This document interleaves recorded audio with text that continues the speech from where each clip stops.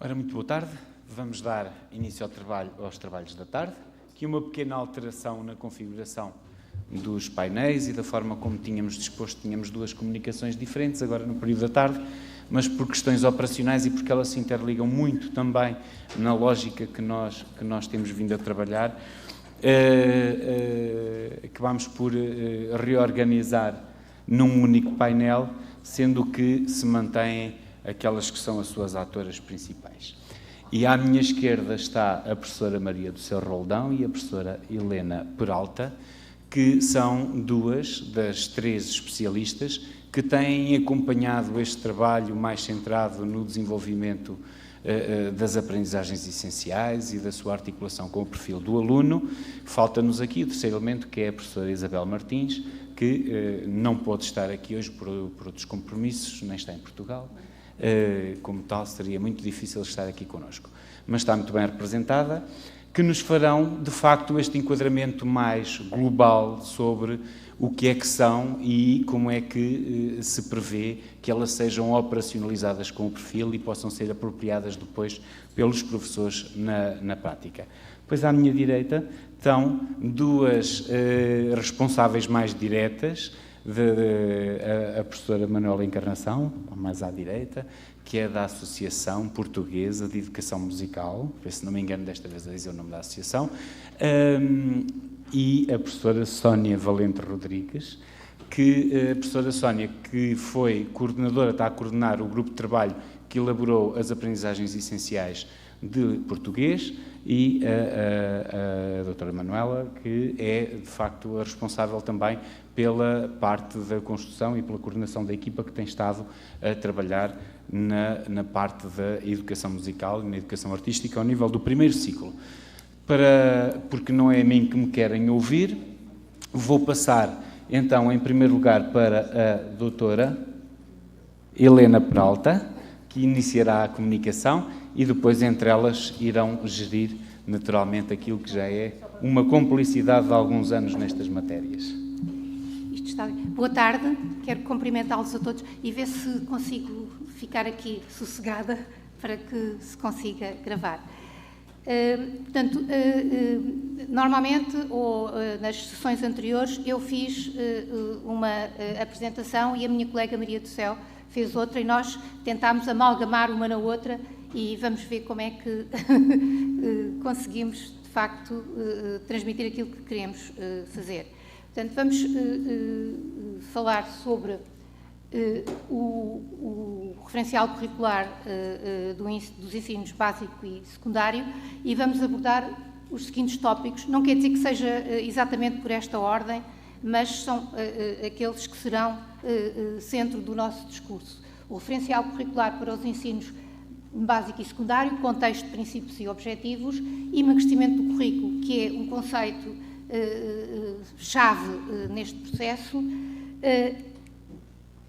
o conceito de aprendizagens essenciais, que é, passo o pleonasmo, um conceito essencial, disciplina e interdisciplinaridade, articulação entre as aprendizagens essenciais e o perfil dos alunos à saída do ensino obrigatório, o papel das estratégias, que é fundamental, e se houver tempo, possivelmente não haverá, algumas questões às escolas e aos professores que, de qualquer modo, se não houver tempo, elas ficarão registadas no PowerPoint aos quais vão ter acesso. E, enfim, nós temos mais orientações de discurso, possivelmente, algumas perguntas, enfim, às quais pensamos ter respondido no fim da apresentação, que é porquê emagrecer os currículos, e isto porque é uma das críticas que é feita é ao conceito de emagrecimento. Querem reduzir o currículo, querem transformar o currículo em algo muito simples, etc. Vamos ver que não é isso, mas de qualquer modo fica a questão se de facto o emagrecimento implica aprender menos ou mais e melhor, etc. Outra questão pertinente ou impertinente é porquê a insistência na questão do essencial em vários formatos nas últimas décadas. Não é um conceito apenas de hoje, do currículo de hoje, é um conceito recorrente, mas que hoje tem um papel preponderante. Como se ligam as partes com o todo, o que está dentro de cada aprendizagem, enfim, o que vai para além delas, quais são os transversais, interdisciplinares, interutilizáveis, etc., como se pode descrever e evidenciar nas aprendizagens essenciais realizadas os princípios e áreas de competências do perfil, portanto, a articulação entre o perfil e as aprendizagens, e como se constrói uma aprendizagem essencial, em que locos, em que modos, quais as vias. Portanto, isto é, digamos, ou será o conteúdo da nossa apresentação, e que tem 3 momentos, enfim, como chegámos aqui, onde estamos, como vamos prosseguir, isto é aquilo que acabei de dizer em linguagem mais corrente, dito deste modo. Portanto, o como chegámos aqui, enfim, como já disse anteriormente, faz-me lembrar uma frase, uma obra de James Poffan, a propósito da avaliação, sobre como chegámos aqui a esta situação tão infeliz. Ele refere-se, de facto, a uma situação controlada pelos exames, pelo excesso de exames standardizados, exames externos. Portanto, ele que foi diretor do maior centro de avaliação externa dos Estados Unidos durante muitos anos, ao fim, desse percurso, ele conclui que chegou a uma situação infeliz, esta situação em que tudo depende dos exames. Eu espero que aqui nós façamos a inversão do caminho, isto é, passamos de uma situação de controle externo para um outro percurso, uma outra visão.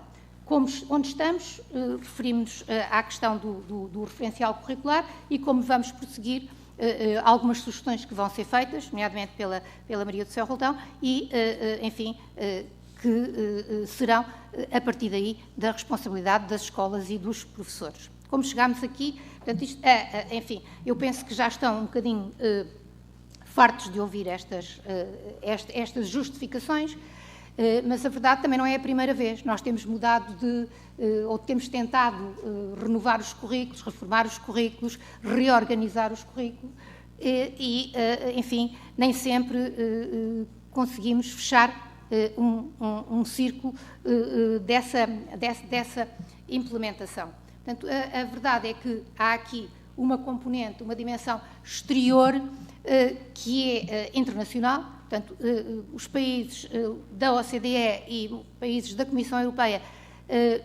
chegaram, ou têm chegado, que isto não é momentâneo, à conclusão de que grande parte dos currículos que hoje são utilizados nas escolas não respondem aos desafios que eles designam por desafios do futuro. Inclusive, conhecem o grande movimento que se iniciou no século XX e que eu digo que é o currículo para o século XXI. Eu acho que daqui a nada já estamos no 22, ainda estamos a falar no 21, mas é esta ideia de que à volta da escola, a escola está numa espécie de uma redoma, à volta da qual tudo muda, mudam as relações sociais, muda o aparato tecnológico, mudam as redes de comunicação e a escola permanece com os seus currículos fechados, muito centrados em determinados conteúdos, uma visão atomística da aprendizagem, muito descentrada do aluno, etc. E, portanto, isso leva a que haja um movimento internacional e, no nosso caso, nós sabemos que, enfim, que nós somos confrontados com uma incoerência curricular bastante notável. Enfim, isto tem sido dito ao longo dos últimos anos. Temos programas de determinado, desde alguns dos anos 90, 2000, etc., que coexistem com algumas mudanças. Uma tentativa foram as metas de aprendizagem, outra tentativa as metas curriculares, mas nem sempre bem-sucedidas, nem sempre levadas ao fim.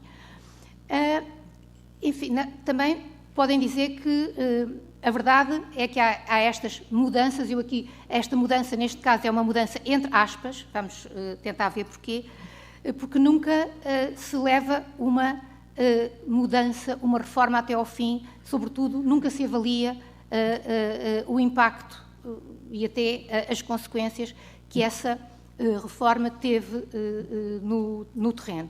Precisamente, há pouco falando com a Maria do Céu, reavivei a única tentativa que foi feita recentemente para fazer uma avaliação de uma reforma que foi com a gestão flexível do currículo. Era uma avaliação que foi encomendada pelo Ministério da Educação em 3 fases. A primeira que resultou naquele relatório sobre a gestão flexível do currículo e que teve era a avaliação do modelo, a segunda implicava a avaliação da implementação do modelo e a terceira, a avaliação do impacto.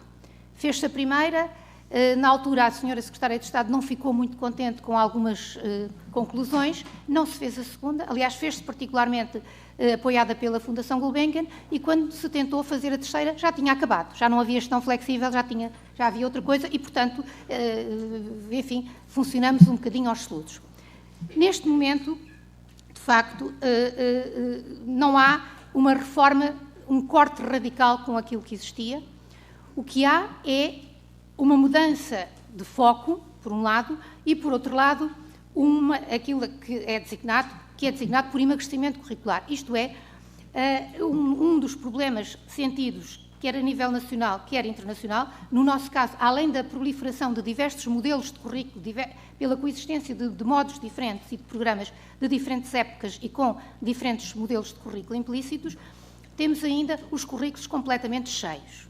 E reparem, também um trabalho que estou a fazer sobre a avaliação e análise de programas de línguas, enfim, só para verem um exemplo, verifiquei que o programa de alemão para o complementar de 1974, e se recuar ainda são mais curtos, 74-75 tem 8 páginas, o de 82-83 tem 25 e o de 2001-2002, que é o atualmente em vigor, tem 90 páginas.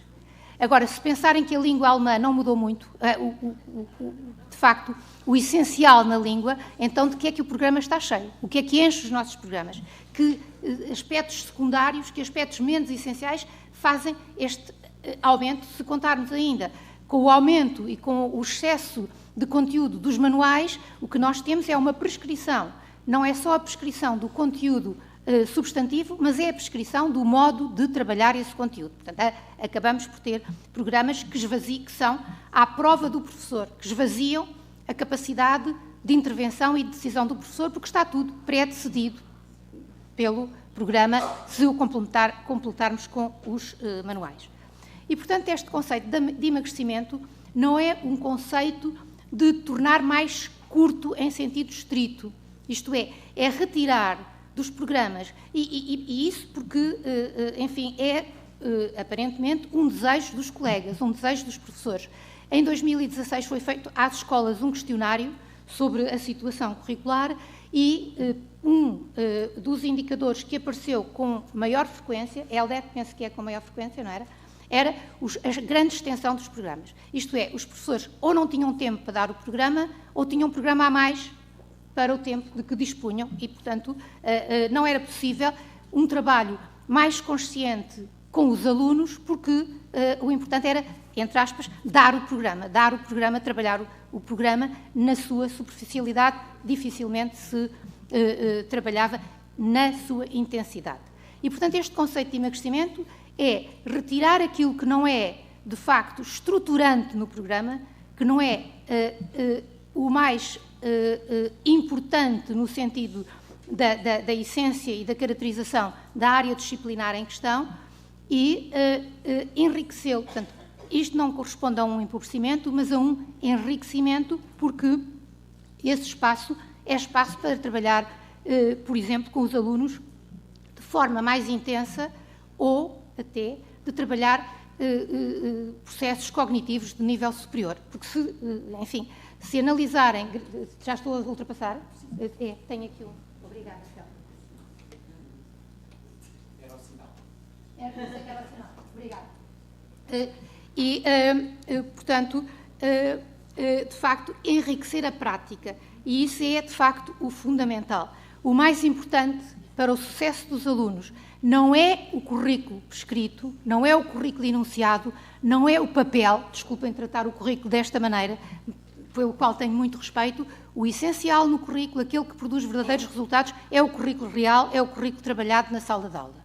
E para termos tempo para esse currículo, para termos tempo para o desenvolvimento de competências de nível diferenciado e processos cognitivos mais elevados, é preciso tempo e é preciso dispor desse tempo e não é possível, se o currículo estiver carregado. Isto também não é um conceito só português, reparem, portanto, aparece na maior parte da literatura sobre o currículo overload, ou surcharge, ou sobrecarga, ou Überlastung, no chinês não sei, mas muitas das línguas aparece como constante o conceito de excesso de sobrecarga. Portanto, não somos só nós que carregamos o currículo. O que não nos consola muito, mas, enfim. Portanto, o que é que se pretende? Enfim, esta pretensão é do Sr. Secretário de Estado e é da equipa da Direção-Geral, é um currículo que prepara os cidadãos para a sua vida atual e futura e para as rápidas mudanças. Isto é muito do que, enfim, também não vou falar nisso porque já ouviram, até a mim, me ouviram muitas vezes falar na mudança a nível até das profissões, aquilo que hoje é estável deixa de ser estável lá, e, portanto, é preparar os alunos, apetrechando-os com conhecimento sólido e rigoroso, disto não é possível prescindir, mas também com competências que os preparem para transferir esse conhecimento para situações diferentes, muitas delas imprevisíveis e inesperadas. Portanto, isso não é feito atualmente, não é possível, porque não há tempo nem espaço para tal. Responder aos desafios do chamado currículo para o século XXI, claro, e inspirar-se em modelos de currículo que respondem a estes desafios e, em princípios e orientações dos currículos atuais. Portanto, como já disse, sólido conhecimento científico. É um erro pensarmos ou ousarmos pensar que os conceitos de competência, os conceitos de transversalidade implicam uma desvalorização do conhecimento científico e do conhecimento disciplinar. Portanto, é preciso algum cuidado com isso. Portanto, onde estamos, enfim, neste momento, na produção, eu digo na produção, porque não está concluído, aliás, parte está concluída, mas não a sua totalidade, de um referencial curricular, e também tomem atenção, o referencial curricular não são as aprendizagens essenciais, é um composto de perfil do aluno mais aprendizagens curriculares. Se pensarmos, enfim, é esse, de facto, o currículo que tem de ser trabalhado, não só a componente de aprendizagens essenciais. Faz parte integrante e daí a importância de articular os dois documentos. Portanto, o perfil dos alunos, enfim, é aqui esta componente do referencial curricular está concluída, está pronta, foi apresentada, foi divulgada. As aprendizagens essenciais não estão. Precisam da vossa crítica, precisam da vossa experimentação, precisam da vossa, enfim, aceitação ou crítica pontual ou geral para as consolidar. Em relação dos tais dois documentos, reparem, estas são as competências ou as áreas. Eu estou a chegar para cá, senão aquele colega zanga-se comigo por causa do microfone.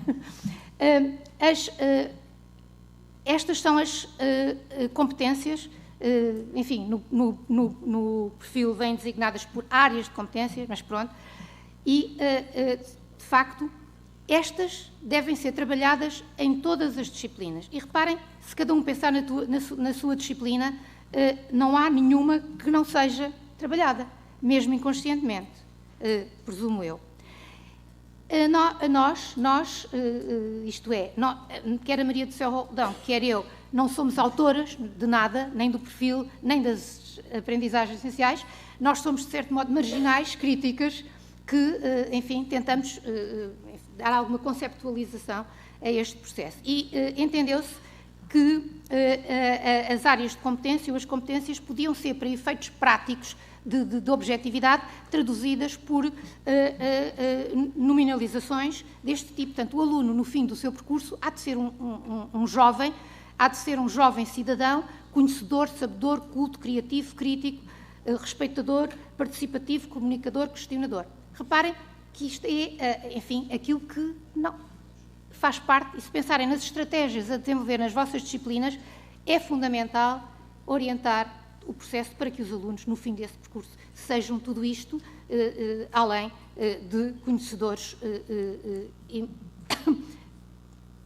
desculpem lá, de rigorosos. Estou outra vez. Isto está mal. Isto é falta de sobremesa. Estou a brincar. Portanto, E que modelo de currículo é este, então, que tem como componentes o perfil dos alunos à saída do ensino obrigatório e as aprendizagens essenciais? Isto é, o que é estruturante e essencial em cada área disciplinar. Portanto, reparem, tem como centro os alunos e a aprendizagem. Isto também não é novo. Reparem, porque, de facto, uma das características deste modelo de currículo é que não é um currículo de ruptura. O Sr. Secretário de Estado disse na sua intervenção que, enfim, a preocupação não é a inovação. E, de facto, não é. Ele não rompe, aliás, as autoras que trabalharam e autores que trabalharam nas aprendizagens essenciais tiveram como base de referência os programas e as metas existentes. Portanto, enfim, há uma relação com o que está, não há uma quebra, não há uma ruptura. Portanto, isso é uma das características. Outra das características é, de facto,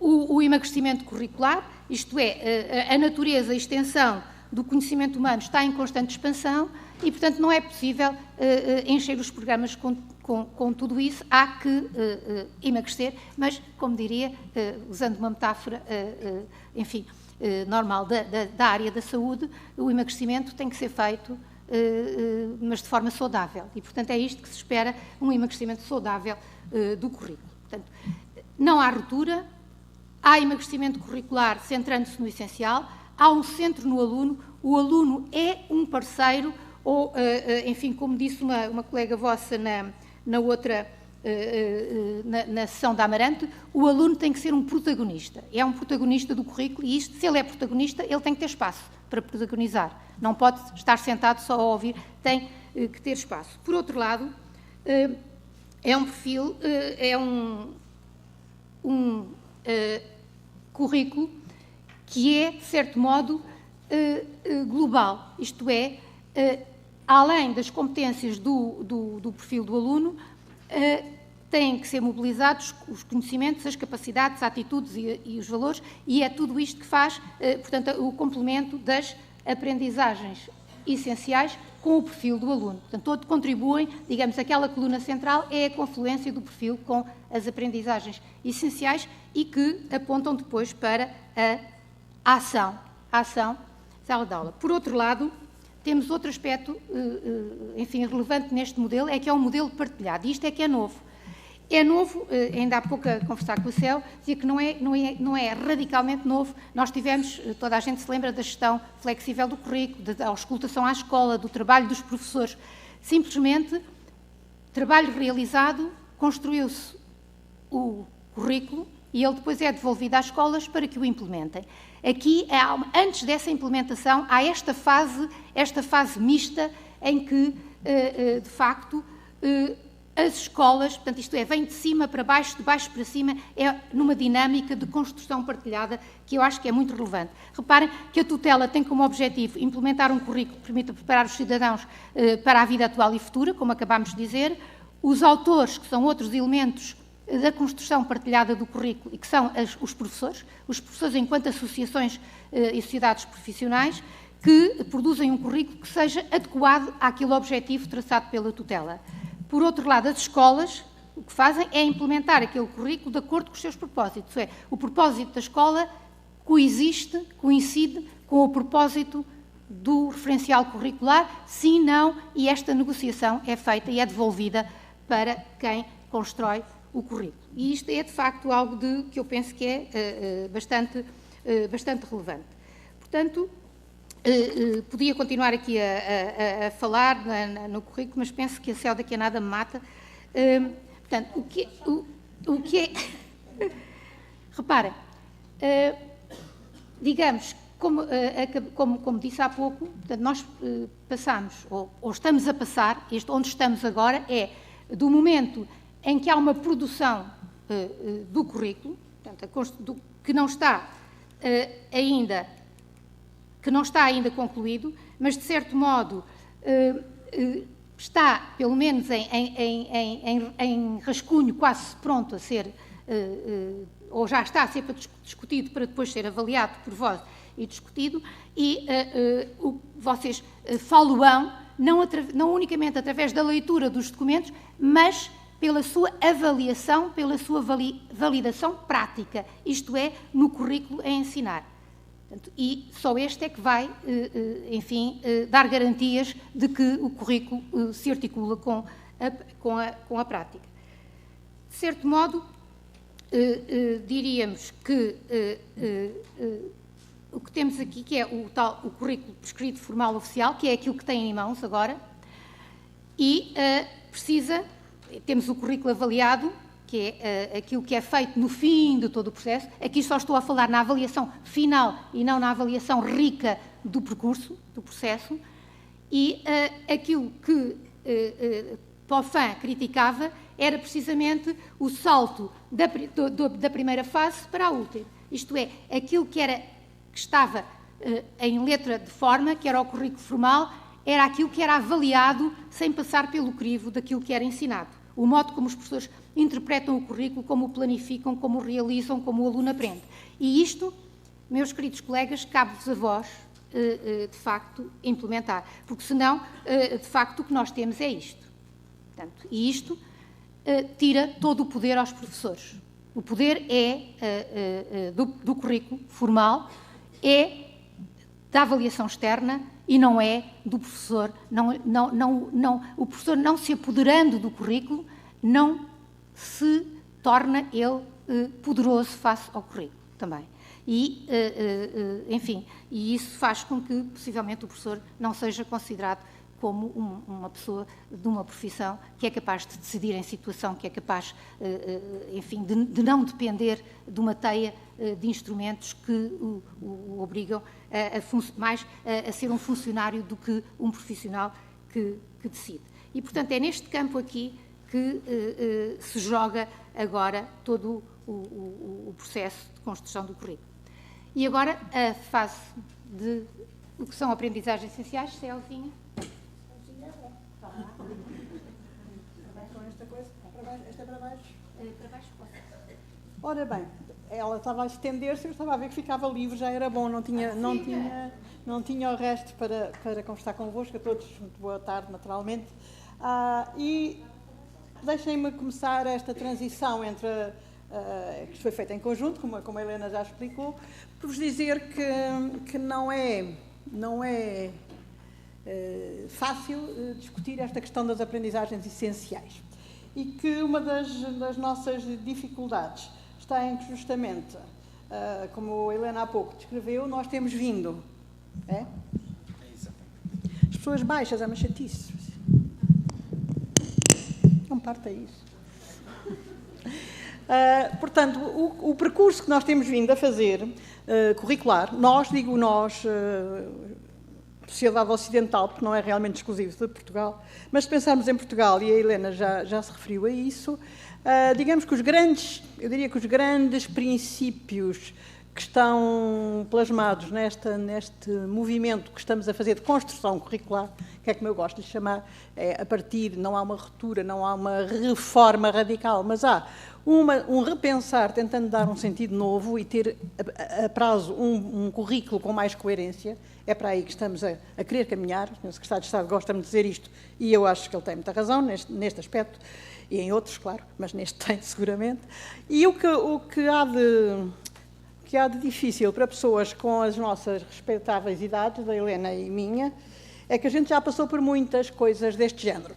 E, portanto, as ideias-chave que agora estamos a defender e que eu continuo a defender e que subscrevo, e ela também, eu, pelo menos a quarta vez na minha vida que me vejo confrontada com elas e que colaboro até nessas reorientações para um currículo que seja mais eficaz. E elas vêm, as primeiras em que eu participei foi, por exemplo, da reforma Veiga-Simão, e quais são as grandes, depois a reforma Roberto Carneiro, depois a flexibilização curricular, e agora estamos nesta construção do chamado currículo para o século XXI, que, enfim, é uma expressão com que agregamos estes vários interesses. Na verdade, destacaria as três coisas que a Helena já destacou, pedindo desculpa por repetir. Centração no aluno. O aluno é que é aquele para quem nós estamos a trabalhar, sempre foi, mas a concepção social nem sempre foi nesse sentido. Os saberes, o conhecimento, tem um caráter integrador e não apenas segmentar.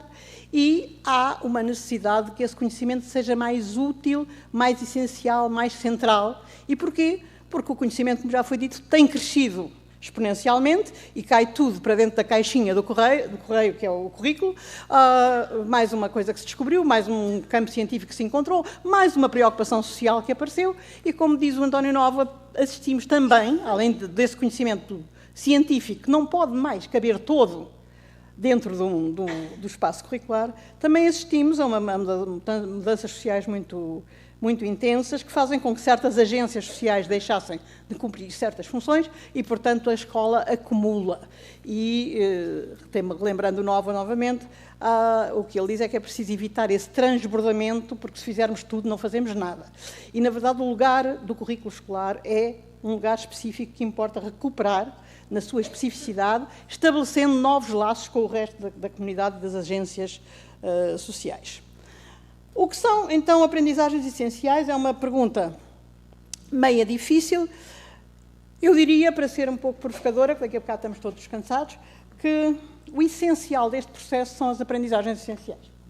E é um bocado pleonástico, como estão a ver, e que, no fundo, o que há de novo, apesar desta sequência de tentativas de transformação, que foram sempre caindo em saco roto, e é por isso que é um bocadinho doloroso, quando já se passou por várias. O que há de novo aqui é um grande empenho em que desta vez não caia em saco roto e que haja um envolvimento muito maior dos atores principais, que são, de facto, os professores e as escolas. E nisso eu tenho alguma confiança. E, portanto, a questão essencial mesmo que estamos a trabalhar, e eu acho que tínhamos de ter algum cuidado para não nos dispersarmos, porque das outras vezes o que nos aconteceu a todos foi a dispersão e a manutenção das práticas e dos modos de ensinar as áreas disciplinares como eram, em favor da preocupação transdisciplinar, que é muito importante, da existência de educações para a cidadania, que é muito importante, de outras áreas, projetos, integradores, de tudo isso que, contudo, não se realiza à parte, não são duas realidades em dois currículos. E onde nós estamos agora, eu acho, é no momento de pensar o que é essencial, de facto, que os alunos do século XXI, XXII, XXIII ou XXIV saiam para a vida social a saber e a saber fazer. E aqui encontramos, então, que as aprendizagens essenciais não são, naturalmente, só conhecimentos, nem nunca o currículo foi só conhecimentos, porque, se me lembrar da reforma de 89 e da nossa lei de bases, a tríade, aquilo que eu chamo aqui a tríade de elementos, conhecimentos, capacidades e atitudes, os mais velhos de vós se lembrarão, que já era a estrutura dos documentos curriculares dos anos 90. E, portanto, essa tríade é que constitui a aprendizagem. Não é, de um lado, uma coluninha que tem conhecimentos, do outro lado, umas coisinhas que chamamos valores e outras que chamamos atitudes ou processos. E processos. O que os alunos devem saber é aquilo que está no centro, porque a escola tem como centro o conhecimento. Tem dois centros. É bicentrada, não é bipolar, mas é bicentrada, que é, de facto, o conhecimento, porque é o que as outras agências sociais que educam, que nós também educamos, não fazem, é, digamos, a transmissão no sentido da passagem de uma geração a outra, não no sentido de método, a transmissão do cânon e do conhecimento e da competencialização que está acumulada às gerações seguintes, sem dúvida. Portanto, o que os alunos devem saber, esse é um campo específico da escola, e isso tem a ver com conhecimento disciplinar, como a Helena disse, não é para abandonar, foi outra das tentações, é que as disciplinas são um horror. Disciplinas separam. E nós agora temos que fazer espaços interdisciplinares. Mal de nós, os espaços interdisciplinares não assentarem em bons conhecimentos disciplinares. E o que nós não temos tido é bons conhecimentos disciplinares, e aí vão desculpar a minha franqueza, porque além de não conseguirmos cumprir o currículo e dizermos que é extenso e que os programas são muito extensos, em 90, na flexibilização que veio a dar o Decreto 6 de 2001, houve um inquérito nacional em que se perguntava a todas as escolas e professores, e que teve uma taxa para aí de 89% de resposta, que é que consideravam essencial e supérfluo. Portanto, esta pergunta é velha. E a verdade é... E o que é que gostariam, o que é que haveria a faltar no currículo? E não houve nenhuma disciplina que mandasse respostas no sentido de retirar conteúdos do seu programa, e ainda houve algumas que propuseram acrescentos. Portanto, nós temos que ser todos corresponsabilizados por isto. E o que eles, de facto, têm, a necessidade do essencial hoje, Por um lado é isso, que há um transbordamento do currículo, e por outro lado é o facto de nós não o cumprimos.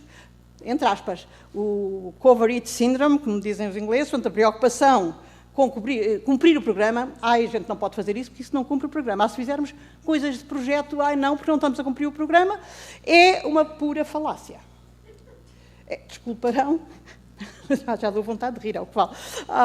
É uma falácia, porque eu costumo dizer, e digo de novo aqui, que não me considero uma má professora. Considero-me assim, mais ou menos. Mas não considero uma coisa excepcional, mas considero-me razoável. Eu nunca cumpri um programa, mas dei-os todos. Ainda hoje na universidade os dou. Cumprir, algumas vezes aproximei-me. Não sei, talvez vocês sejam mais felizes do que eu.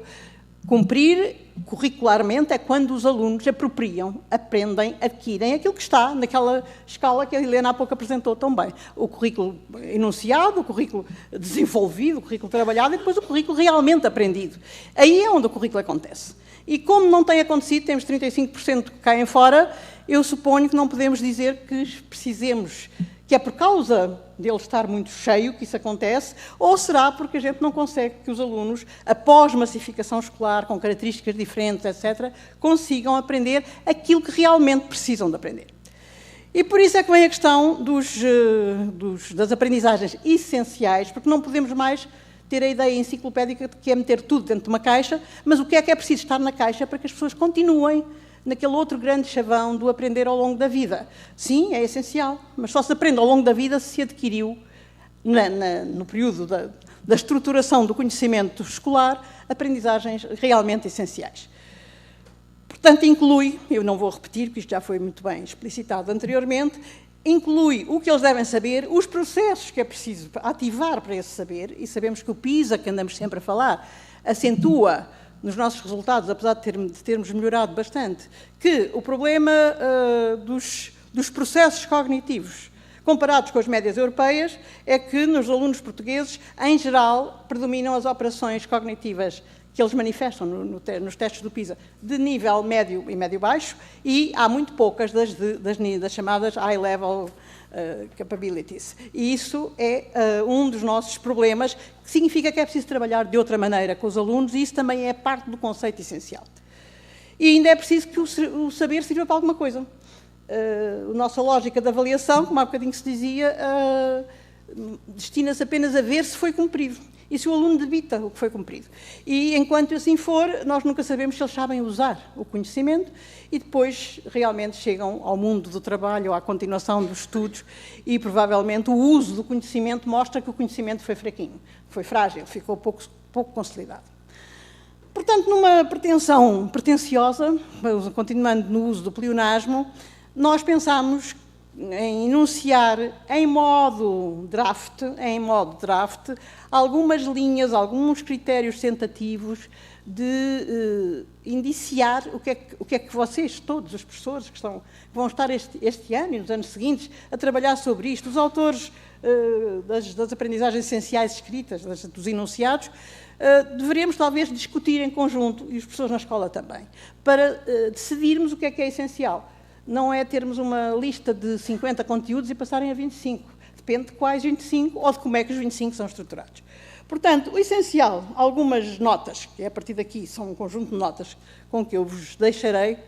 Essencial é um conceito filosófico, não é? Mas aqui associa-se a estruturante. Ou seja, é essencial para a aprendizagem das línguas, ou para a aprendizagem da história, ou para a aprendizagem do que quer que seja, ou para a aprendizagem de processos de trabalho para um determinado projeto, é estruturante aquilo que é indispensável para se compreender aquele saber.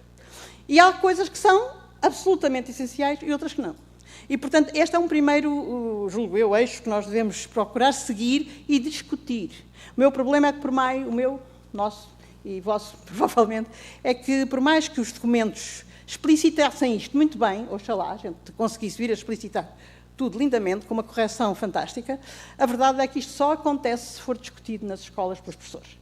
Raramente, eu fui professora no ensino básico 20 e tal anos, raramente nas escolas nós discutíamos, e daquelas que eu agora, noutras funções também visito, discutem estes conceitos. Discutem imensas outras coisas e gastam energias loucamente.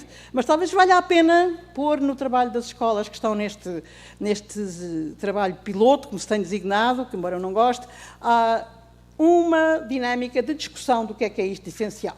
E não apenas dizer, elas mandaram uma lista, aquilo que não tem muito jeito nenhum, vamos tirar esta, o que é que isto tem de bom? Em vez disso, e talvez discutir o que não está bom, porque é que não está, porque é que não é estruturado como se entende que deve ser. Portanto, essencial não tem nada a ver com mínimo, pelo contrário.